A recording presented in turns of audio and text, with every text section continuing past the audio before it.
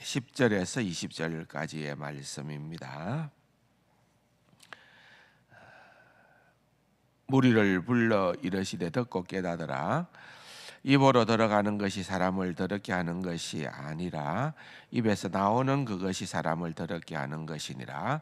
이에 제자들이 나와서 이르되 바리새인들이 이 말씀을 듣고 걸림이 된 줄 아시나이까? 예수께서 대답하여 이르시되 심은 것마다 내 하늘 아버지께서 심으시지 않은 것은 뽑힐 것이니 그냥 두라. 그들은 맹인이 되어 맹인을 인도하는 자로다. 만일 맹인이 맹인을 인도하면 둘이 다 구덩이에 빠지리라 하시니 베드로가 대답하여 이르되 이 비유를 우리에게 설명하여 주옵소서. 예수께서 이르시되 너희도 아직까지 깨달음이 없느냐? 입으로 들어가는 모든 것은 배로 들어가서 뒤로 내버려지는 줄 알지 못하느냐?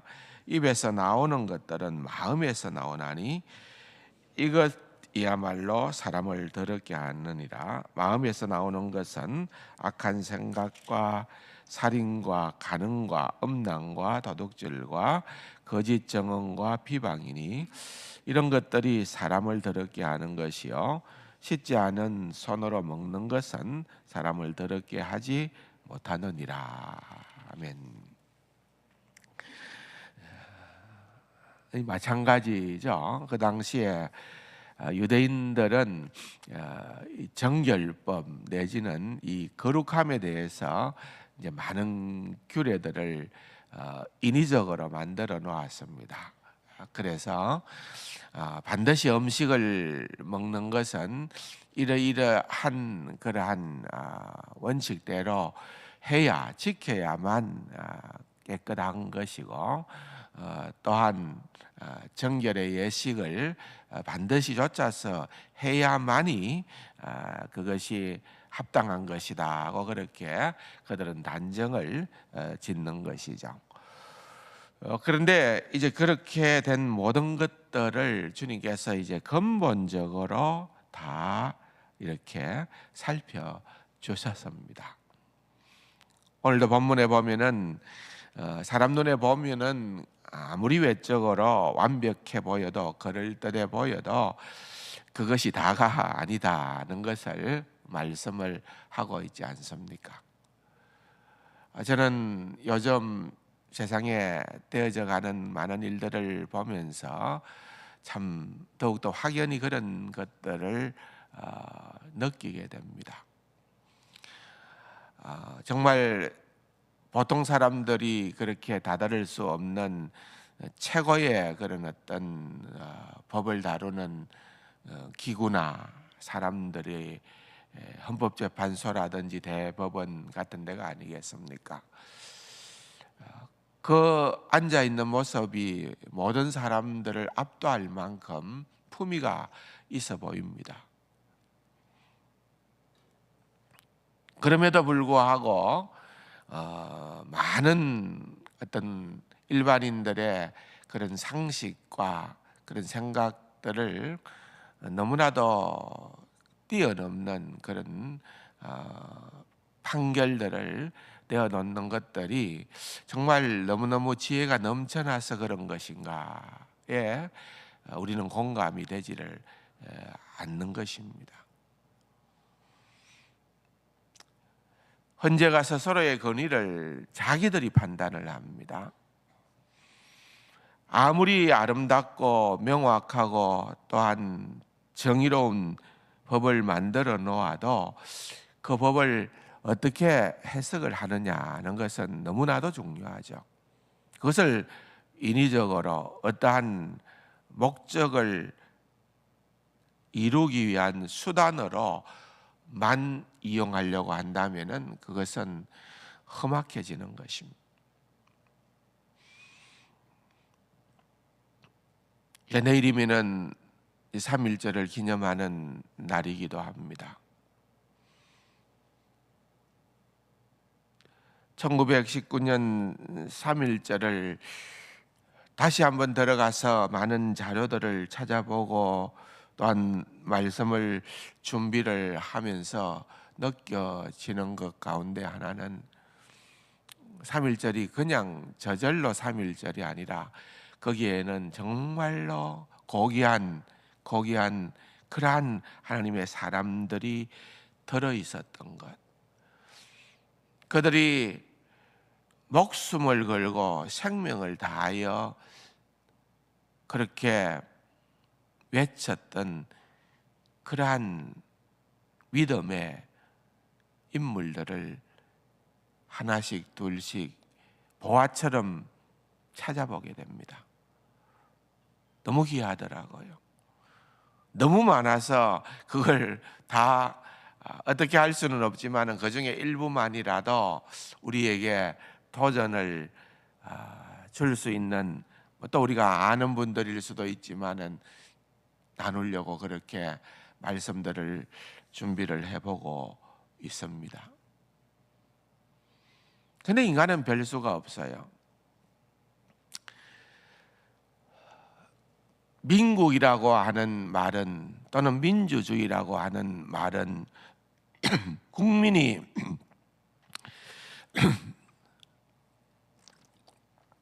주인이라는 말 아니겠습니까? 국민이 주인됨의 가장 강력한 표시는 선거예요. 가진 자나 또는 권력이 있는 자나 부유한 자나 지혜로운 자나 학식이 많은 자나 남자나 여자나 그 누구도 할 것 없이 모두가 동일한 권리를 나타내는 것이 민주주의입니다. 그게 민국입니다. 그럼에도 불구하고 그런 정말로 훼손해서는 안 되는 그런 공정해야 될 선거에 대한 수많은 의혹들이 있음에도 불구하고 그것을 한번 살펴만 봐주라. 그것도 우리나라의 최대 기구인 감사원에서 그러한 의혹들을 한번 살펴줘야 한다. 살펴보니까 어마어마한 그러한 비리들이 등장을 합니다. 그런데 헌재의 결정은 선관위를 건드려서는 안 된다. 이는 어느 나라의 누구를 위한 기구입니까? 수많은 비용 처리가 그 안에 등장을 하는데 그것은 10대, 20대, 30대 젊은이들의 그러한 수많은 기회를 박탈해버리고 마는, 그래서 젊은이들이 일어서는 겁니다. 분노하는 겁니다. 우리가 설마 그럴 수 있겠느냐, 몰랐던 그런 수많은 일들이 덜추어지는데도 불구하고 그냥 봄날이 되어서 땅속에서 봄 기운을 느꼈는지 두더지들이 막 땅을 파고 있는데 지나가면서 두더지가 판 흔적들마다 구둣발로 밟아서 흔적을 없애려고 한들 그것이 잘 되겠느냐, 그 말입니다. 여러분, 오늘 본문을 보면서 우리는 인간이 별 수 없다는 것을 다시 한번 생각할 수밖에 없습니다. 우리가 위임된 그 많은 어마어마한 권력을 행사함에 있어서 정말 국민이 주인이라는 것을 알고 국민을 무서워할 줄 알고 두려워하는 마음으로 정의로운 판단을 하기 위하여 부족하지만 나는 이렇게 애썼노라고 하는 그러한 이들이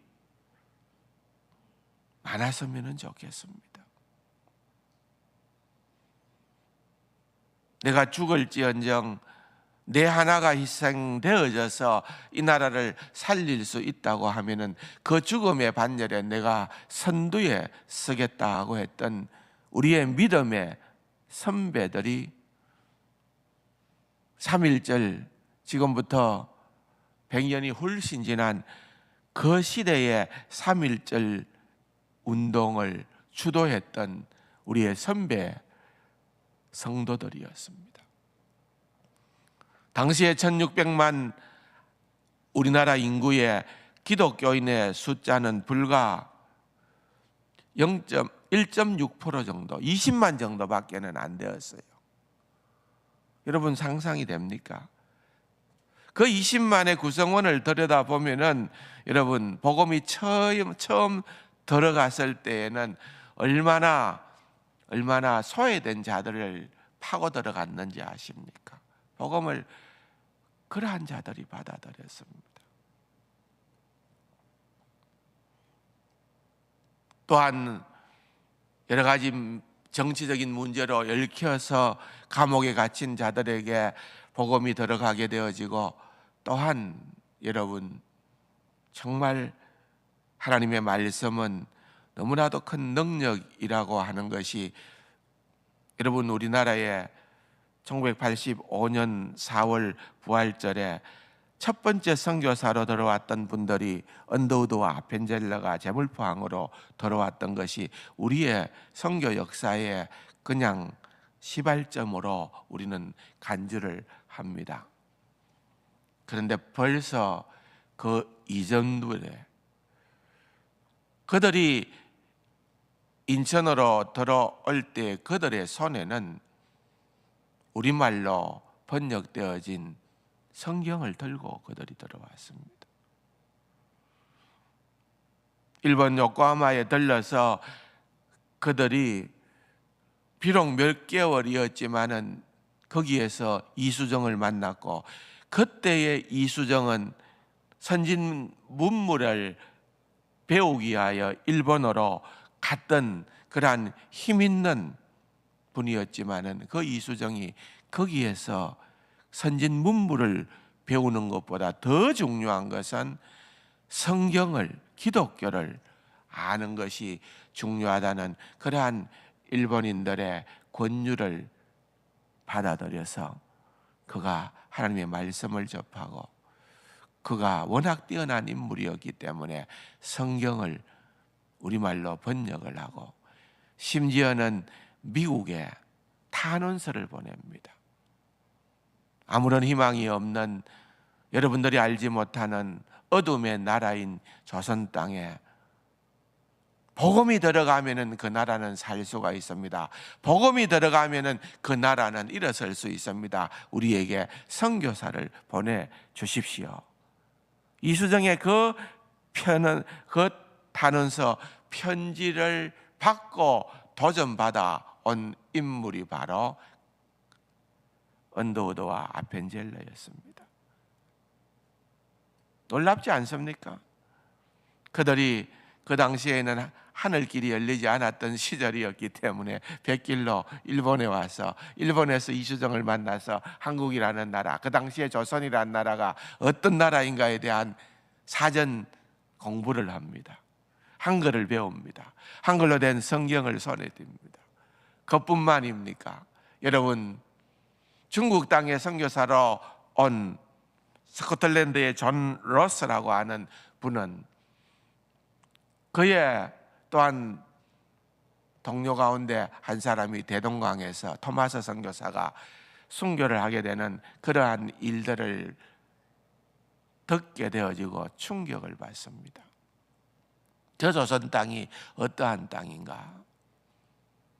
그래서 존 맥켄타이어와 같이 조선에 대한 연구를 하게 되어지고, 또한 그 당시에 몇몇 중국에 간 유능한 조선인들을 데리고서 중국말로, 그들이 영어에서 중국말로 성경을 번역을 했던 것을 중국말을 또 그들과 더불어서 우리말로 성경을 번역을 했습니다. 대단한 일들입니다. 여러분, 우리나라는 어떤 나라인가? 선교사들이 복음을 들고 오기 전에 이미 우리말로 성경이 번역되어져 있었던 그러한 나라였습니다. 하나님의 말씀이 얼마나 능력인지 오늘 본문에도 우리는 그것을 다시 한 번 더 보게 됩니다. 전통이나 그 어떠한 형식보다도 그것은 하늘 아버지께로부터 나온 것이 아니기 때문에 그들이 뭐라고 하든지 그냥 두어라. 그것은 맹인이 맹인을 인도하는 꼴이 되고 만다. 정작 중요한 것은 입으로 먹고 뒤로 나오는 것이 우리를 더럽게 하는 것이 아니라 입에서 나오는 것이, 마음의 중심으로부터 입으로 나오는 것이 우리를 더럽게 한다. 그 마음을 잘 다스려야 한다. 그 마음에 나오는 것들은 어떠한 것이냐? 오늘 본문에 보면은 깜짝 놀라는 이 모든 악한 것들, 우리 인생은 예외 없다는 겁니다. 그러므로 이 모든 것들을 정말로 제자리로 돌려놓을 수 있고, 정말로 참된 거룩에 이를 수가 있고, 정말로 나 자신만이 아니라 우리의 믿음의 선배들처럼 나라와 민족을 위하여 그렇게 일할 수 있는 그러한 자리에 도달할 수 있는 것은 하나님의 말씀으로 변화되어진 자들 외에는 불가능하다는 거예요. 그 숫자가 중요한 것이 아니라는 겁니다. 여러분, 3.1 운동이 전국적으로 확산이 되어지고 그것이 어마어마한 그러한 불길을 일으켰던 그 곳곳에 불꽃처럼 피어났던 인물들은 다 한국 교회와 기독교였습니다. 그 당시에요. 얼마나 놀라운 일인지 모릅니다. 오늘 오히려 우리가 너무너무 그것을 생각해 보면 부끄러워할 수밖에 없는, 우리가 어떻게 살아야 되는가? 이들은 삶의 문제가 아니었습니다. 내가 어떻게 죽어야 할 것인가? 그것에 모든 것을 다 걸 수 있었던 것은 그들이 우리보다 더 뛰어난 인물이 아니라, 여러분, 하나님의 말씀으로 붙들린 자, 불과 복음이 들어왔어요. 복음이 본격적으로 이제 전거되기 시작하고 학교가 세워지기 시작하고 그 정말 척박한 땅에 기초가 세워져서 한 30년 정도 흘렀을 때 1919년 3.1절이 터진 거거든요. 그러니까 여러분, 정말 대단한 복음의 능력이라고 볼 수 있는 거예요. 하나님의 말씀은 그토록 큰 능력이 있다. 그런데 오늘 내게는 이 하나님의 말씀이 도대체 어떻게 작동되느냐? 여러분 한번 생각을 하시기를 바랍니다. 내가 오늘도 들어오면서 이렇게 보는데 우리 장로님들 가운데에 성경이 너덜너덜해요. 원래 정도 성경이라면은, 저는 뭐 성경을 바꾸었습니다만은 성경이 하도 불어서 그냥 이렇게 2배 이상 부풀어져 있어요. 왜? 하도 많이 읽어서, 많이 봐서. 예.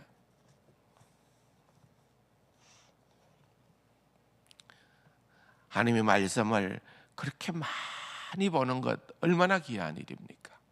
그러나 그것도 중요하지만은 그 말씀, 우리에게, 우리의 심령에 스며든, 새겨진 이 하나님의 말씀이 우리를 이끌어가는 것, 우리를 정말 하나님의 사람으로 살아갈 수 있도록 하는 것, 그것이 우리의 궁극적인 인생의 목표가 되어야 한다는 것을 기억을 하면서 하나님 앞에 정말 하나님이 원하시는 오직 너 하나님의 사람아, 그렇게 칭할 수 있는 인물이 되어질 수 있도록 기도하고 나아가는 귀하고 복된 우리 세간 가족들이 다 될 수 있기를 주님의 이름으로 축원합니다.